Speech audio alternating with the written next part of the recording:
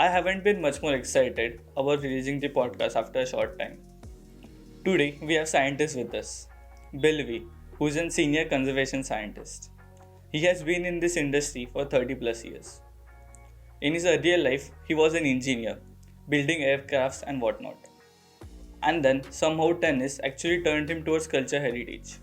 Here, you'll be able to learn about the journey from aircraft building to using those simple mechanisms and techniques to perfect art conservation world. Presenting you, senior conservation scientist Bill Wei on Art on podcast series.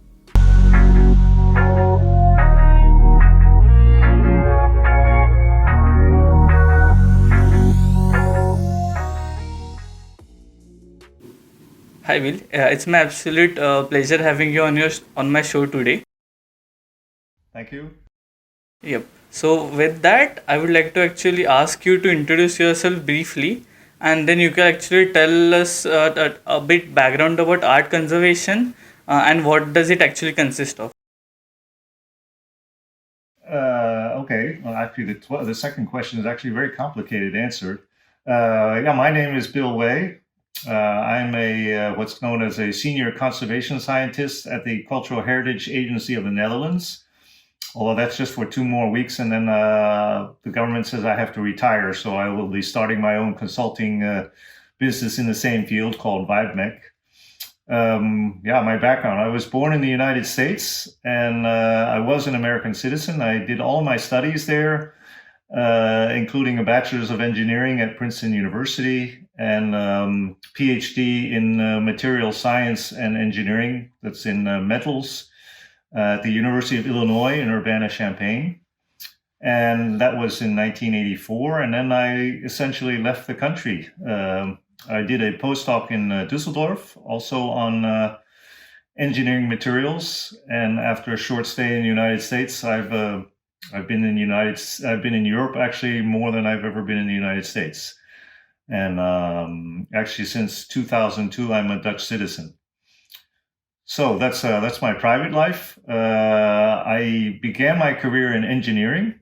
Yeah, my parents, because they were from China, they came after the Second World War because my grandfathers worked for the nationalist government, so they left and they went to the United States. So of course I have sort of a Chinese kind of upbringing. So I was sort of steered into engineering, which I thought was fine because my father traveled a lot, and I thought it was very interesting. So I actually was in his field for many years, for 10 or 15 years, and that is in the aircraft industry. And that has to do with mechanical properties and materials for Recording stopped. passenger aircraft and for jet engines. Recording in progress. And then so I ended up in Munich, Germany for 7 years. And after that, I took a professor position at the University of Twente in the Netherlands for 4 or 5 years. And actually, it's a very odd story, but I did get into cultural heritage in a very odd way. And it's actually through tennis, which might be an interesting question for you later. But but I actually got into cultural heritage in 2000. And I've been working in that field ever since. I wanted to do something else than mechanical properties and engineering of materials, but your background sort of catches up with you. So I'm doing a lot of work that has to do with transport of art, whether it will get damaged in transport. And now your second question about art conservation. What is art conservation and art restoration? That's a very complicated question philosophically, which I'm also interested in. If you talk about your own life in a family or in a history, you want to save certain things. I'll call them things that will remind you of history. And then the question is, okay, I want my children or future generations to remember it the way I remembered it. So then you try to do something to the object to make sure it stays in the same or a good condition that people can still remember what you were talking about. And the same thing works for artists. I'm married to an artist, but I think most artists don't think about their work being saved for 200 or 300 years. But still, people buy art and they want to pass it on. And in the past, of course, here in the Netherlands, everybody wants to save a Rembrandt or a Van Gogh. So they want to be able to treat that object so that it tries to bring out what the artist wanted to say and pass it on for another 200 years. So that is sort of the philosophical theory behind art restoration and the cultivation of cultural heritage. And that can be also historic buildings. I think of the Agra in India, things like that. You want to keep it in some kind of condition where people will, quote unquote, enjoy it the way it was supposed to be enjoyed. Absolutely, as you just said that artists, whatever art which the artist makes, has to be passed on from generation to generation for them to live on the story, and thus it makes it very necessity to have art conservation and restoration done properly. With that, you just actually mentioned that you actually had a shift from engineering to culture heritage because of tennis. So could you actually share that story with us? Yeah. Tennis. There are a lot of things. You have sport clubs, you have business clubs. A lot of things happen through contacts, and I guess you just have to stay open for things. I play a lot of tennis, and actually, I met my first wife playing tennis, and unfortunately, she passed away. And I met my second wife also playing tennis. But the conservation world I was in Munich working for 6.5 years for a jet engine manufacturer in research and development of new materials. But I played team tennis there. It's amateur team tennis. And when I got there, they wanted me to play on their team. And so in Germany, when they play team tennis, there's 9 matches. You play 6 singles and 3 doubles. And so this team was always doing well in the singles. They'd win 4 and lose 2, but then they lose all their doubles. So when I joined the team, they say, well, you go play with Konrad. So I played with Konrad for 6 years, and we only lost once. And that's because we always played number 3 doubles. And the one time we lost was at number 1 because the people were on vacation, and Konrad had just come back from a trip from a month and hadn't played any tennis, and we still lost in the 3rd set, tiebreaker. So of course, when you never lose and you're such a good team, you build up a chemistry and a friendship, which still lasts to this day. So one day I discovered, we were talking, and it turns out he was a senior conservator for the Alte Pinakothek, which is a very internationally well-known museum in Munich. And one day we were talking, he said, Bill, you have to get away from the military-industrial complex. Come to my studio. So I went to his studio, and I'm standing in front.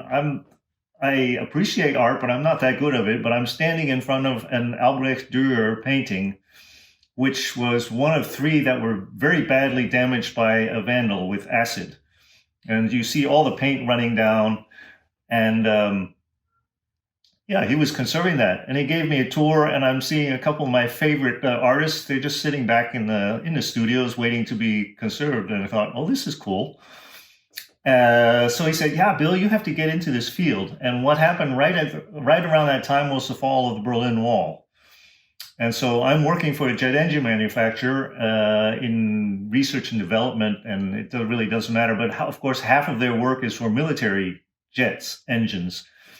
And of course, when the Berlin Wall fell and Germany became united, there was a European fighter plane, and the question was, why do we need a European fighter plane? The enemy just gave up. So the company put us on what they call, in English, they call it short work. That means a company can apply to the government to say, we want to make everybody unemployed for 1 day a week if they promise to take us back in 2 years. So the government pays our unemployment.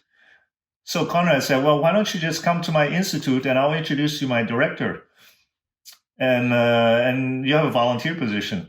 So I went there, and it had to do with mechanical properties. It was actually the very first digital cameras that were ever made. You wouldn't believe it was 4 million pixels, really big.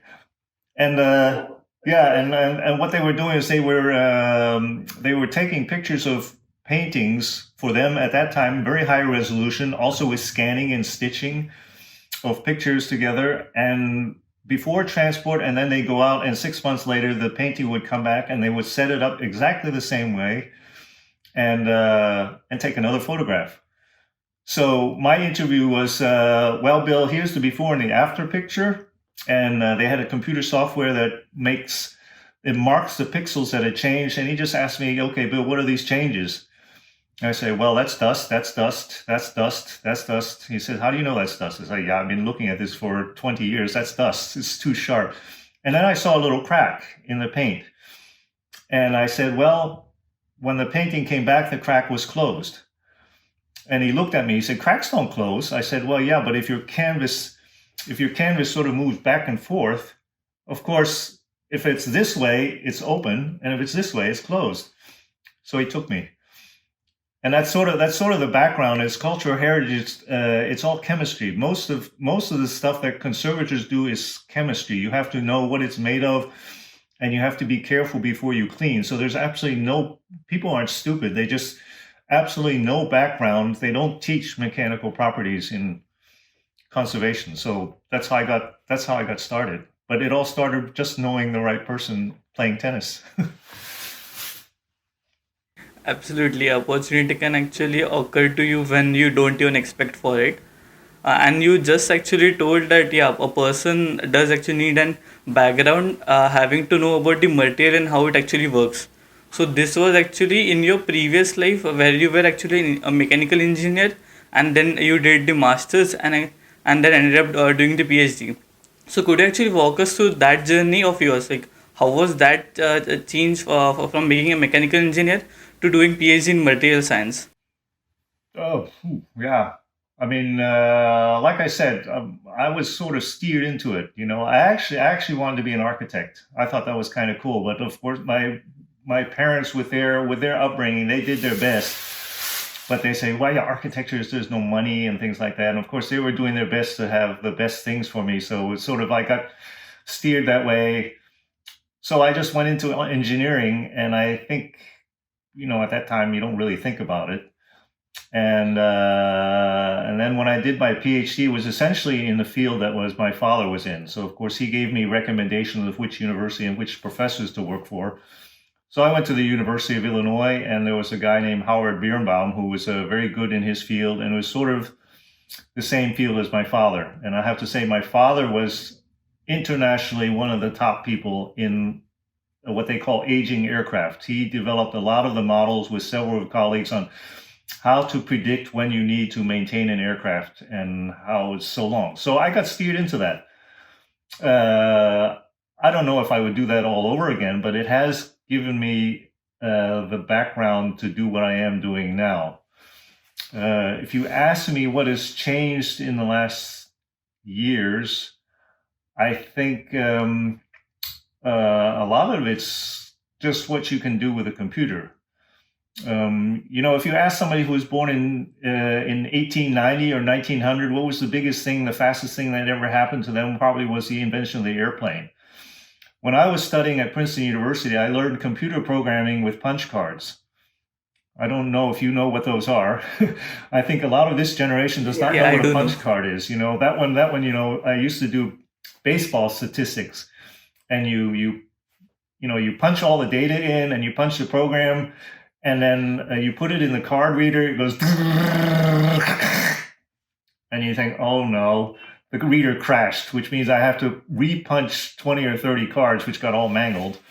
And then when you actually feed the cards through and it's success, then you have to wait a half hour for the operator to bring out this big piece of paper where your program's on it, and it says error in Hollerith field.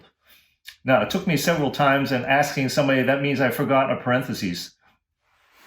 So that's one of the biggest changes in the last 30 years. It's just the use of computer design, calculations, being able to do these huge calculations on jet aircraft or power plants or consumer products.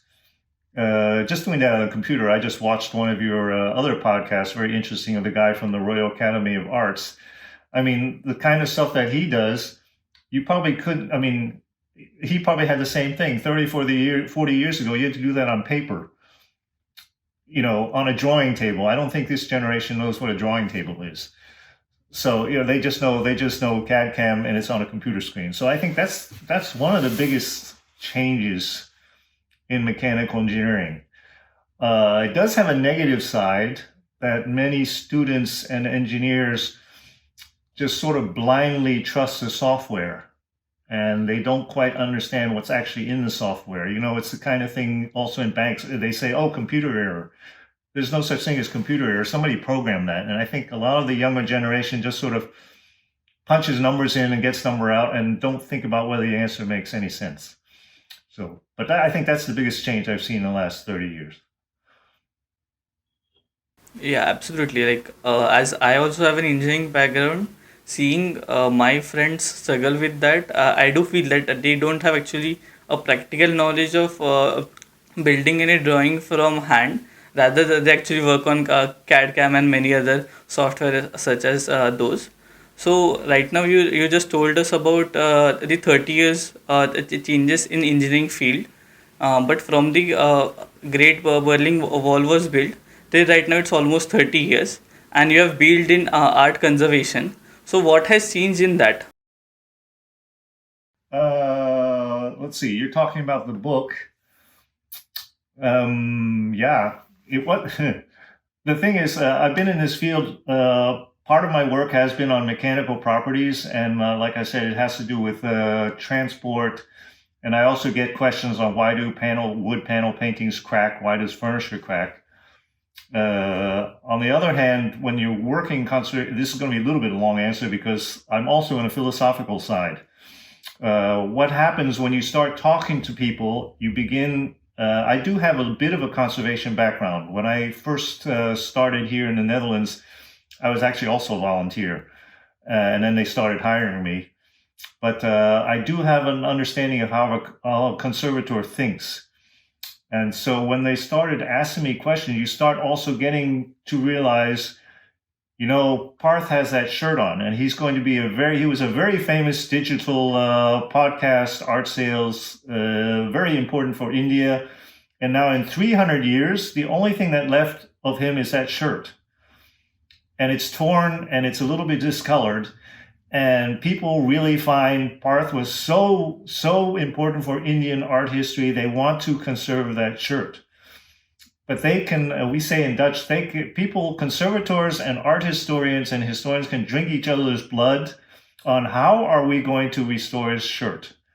What are we allowed to do with it? What are we not allowed to do with it?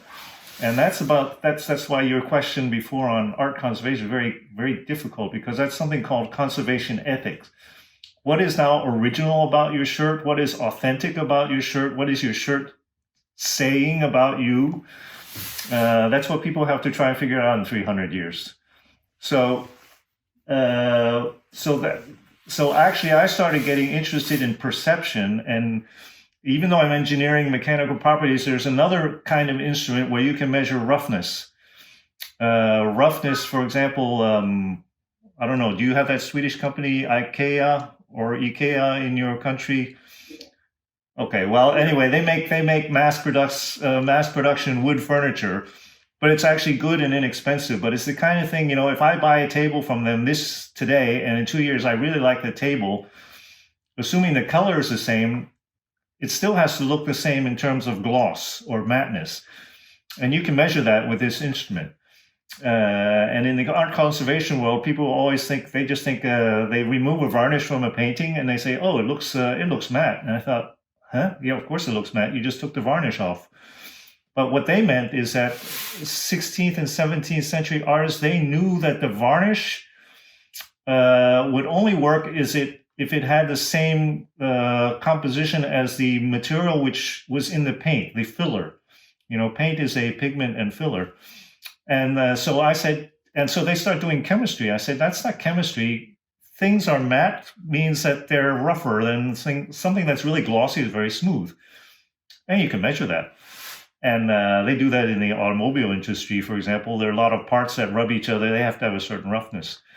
So anyway, I got interested in that kind of thing, and then I was doing perception tests. I would have people would sort of do a treatment, and I do a roughness measurement. But I also said, you just do a roughness measurement. That doesn't say anything. You also have to do a subjective perception test. What does it look like after you changed it?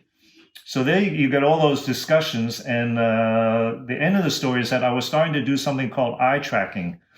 I don't know if you know eye tracking. It's an instrument that sort of follows your eyes, and it can tell what you're looking at on a screen. So, for example, you and I are now looking at this laptop, and it can see that I'm looking at your picture, or it can see that I'm now looking at the bottom of the screen.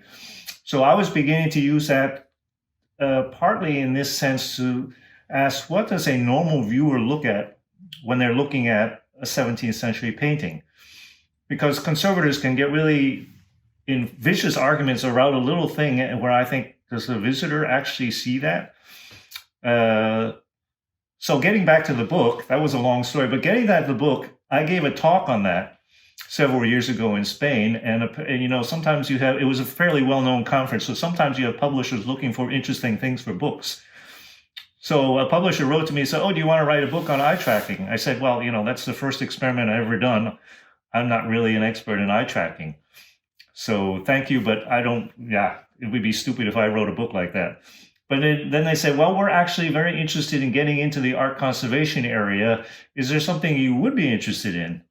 And that was something I've been toying about with the back of my mind, but I'm not somebody that sells myself or wants to go to a publisher. So I said, well, I could say something about mechanical properties. That's something that nobody has ever taught in engineering. And I know that, in art conservation. So they said, that's a good idea. And because I've been teaching for 10 years, writing a book is very difficult, but that book was not as difficult as I thought because, of course, I've got 10 years worth of teaching notes. The difficult part is just writing it so that it's understandable. So, you asked me what motivated me to write the book. The motivation was sort of in the background, but it wasn't like, I'm going to go write a book. But the opportunity presented itself, and I said, okay, I'll do that. That's awesome to hear about that. Congrats to all of you who made it till the end. I really hope you liked our show. If you did, please leave us a review on YouTube comment box. And by the way, if you had any question which came up because of the content we covered with our guest, go on YouTube, go on Instagram, and you can leave us a comment. We will surely get back to you and help you as much as possible. Arttown.store, that's the website name, and our Instagram ID too. Find us and talk to us. We are waiting to converse with you.